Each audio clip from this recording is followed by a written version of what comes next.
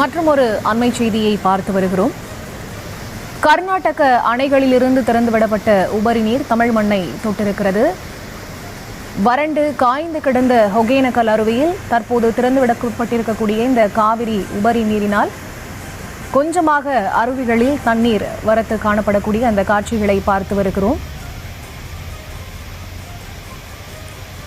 விரிவான விவரங்களோடு இணைகிறார் எமது செய்தியாளர் நவீன். அவரிடம் பேசலாம். வணக்கம் நவீன். தற்போது திறந்துவிடப்பட்டிருக்கக்கூடிய இந்த உபரி நீர் தமிழக விவசாயத்திற்கு போதுமான அளவில் இருக்குதா? என்ன விவரம்? வணக்கம் ஃபரிதா. தற்போது கேரளா மாநிலத்தில் தொடர்ந்து கனமழை பெய்து வருவதன் காரணமாக கர்நாடகா மாநிலத்தில் உள்ள கபினி அணைக்கு நீர்வரத்தானது அதிகரிக்க தொடங்கியுள்ளது. இந்த நீர்வரத்து அதிகரிப்பு காரணமாக கர்நாடகா அணை அதனுடைய முழு கொள்ளளவை எட்டியுள்ளது. இதனால் கர்நாடகா மாநிலத்தில் உள்ள கபினி அணையிலிருந்து தமிழகத்திற்கு உபரி நீரானது திறந்துவிடப்பட்டுள்ளது.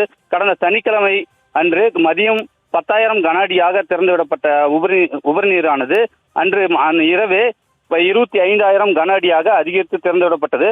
இதனால் தமிழக எல்லையான பிலிகுனூருக்கு 3 நாள் கழித்து இன்று 1000 கன அடியாக நீர்வரத்து அதிகரித்துள்ளது. இந்த நீர்வரத்தானது தற்போது ஒகேனக்கல் காவிரி ஆற்றிற்கு வர தொடங்கியுள்ளது. இதனால் ஒகேனக்கல் காவிரி ஆற்றில் மெல்ல மெல்ல நீர்வரத்தானது அதிகரிக்க தொடங்கியுள்ளது. இந்த நீர்வரத்து மேட்டூர் அணைக்கு சென்று அங்கு மேட்டூர் அணையை நிரம்பினால் மட்டுமே விவசாயிகளுக்கு தண்ணீர் திறந்துவிடப்படும். இதனால் விவசாயம் செழிக்கும் என எதிர்பார்க்கப்படுகிறது. ஃபரிதா. விவரங்களுக்கு நன்றி நவீன்.